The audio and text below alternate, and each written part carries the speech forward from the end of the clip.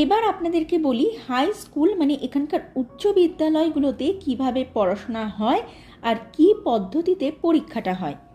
আচ্ছা, তার আগে আপনাদেরকে একটা কথা বলে রাখি যে এখানকার স্কুলগুলোতে কিন্তু পার ইয়ার বা পার সেশনে বাচ্চারা 10 মাসের ক্লাস করে, আর টানা 2 মাসের জন্য কিন্তু এখানে গরমের ছুটি থাকে।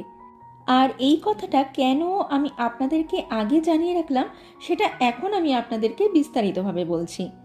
তো যেই এখানকার বাচ্চারা হাই স্কুলে উঠে যায় তখন কিন্তু পুরো একটা বছরের পড়াশোনাকে দুটো সেমিস্টারের মধ্যে ভাগ করে দেওয়া হয়। ধরুন টোটাল 8টা সাবজেক্ট রয়েছে, তো তার মধ্যে থেকে 4টে সাবজেক্টের পুরো বছরের সিলেবাসটা স্কুল থেকে কিন্তু ফার্স্ট সেমিস্টারের মধ্যে পড়িয়ে কমপ্লিট করে দেয়, এবং এই 4টে সাবজেক্টের পরীক্ষাও কিন্তু ফার্স্ট সেমিস্টারের মধ্যে হয়ে যায়, যেটা হয় মোটামুটি ওই স্কুল খোলার 5 মাসের মধ্যেই।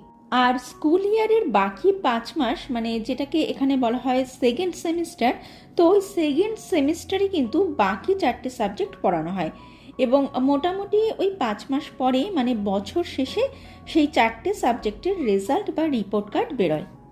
দেশের মতো এখানকার বাচ্চাদের কিন্তু সারা বছর ধরে ওই 8-9টা সাবজেক্ট নিয়মিত পড়তে হয় না, এবং পরীক্ষাটাও কিন্তু দেশের মতো ওরকম 100 মার্কসের হয় না। এখানে সারা বছর ধরেই অল্প কিছু মার্কসের ওপরে পরীক্ষা হতে থাকে, আর বছর শেষে বা প্রত্যেকটা সেমিস্টারের শেষে তার উপরেই একটা রিপোর্ট কার্ড তৈরি হয়। আর সব থেকে বড় ব্যাপার হচ্ছে দেশের মতো এখানে কিন্তু 10th গ্রেডে আলাদা করে কোনো রকম কোনো বোর্ড এক্সামও হয় না। যাই হোক, চলুন পড়াশোনা নিয়ে আপনাদের সাথে অনেকক্ষণ ধরে অনেক কিছু আলাপ আলোচনা করলাম। এখন চলুন আপনাদের সাথে এই বিরিয়ানি নিয়ে একটু আলোচনা করি। যদিও আপনাদের সাথে গল্প আড্ডা দিতে দিতে আমার কিন্তু এদিকে বিরিয়ানি রান্না প্রায় শেষের পথেই বলতে পারেন, কারণ অলরেডি আমি এদিকে কড়াইতে ফয়েল পেপার মুড়িয়েও ফেলেছি। মানে বিরিয়ানিটাকে আমি কিন্তু অলরেডি 15-20 মিনিটের জন্য দমে বসিয়েও দিয়েছি। আর আজ যেহেতু আমি বেশ অনেকটা বিরিয়ানি বানাচ্ছি, সেই কারণে না রান্না করতে করতে পরে গিয়ে বুঝতে পেরেছিলাম যে এই একটা কড়াইয়ের মধ্যে এতটা বিরিয়ানি রান্না করা সম্ভব নয়। তাই সাথে সাথেই পরে আরও একটা কড়াই নিয়ে পাশের চুলোটাতে অর্ধেকটা মতো বিরিয়ানি রান্নার জন্য বসিয়ে দিয়েছি।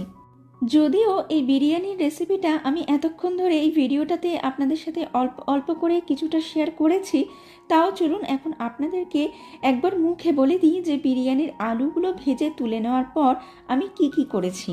তো বিরিয়ানির আলুগুলো ভেজে তুলে নেওয়ার পর সেই সেম কড়াইটাতেই আমি 4 চামচ মতো ঘি অ্যাড করে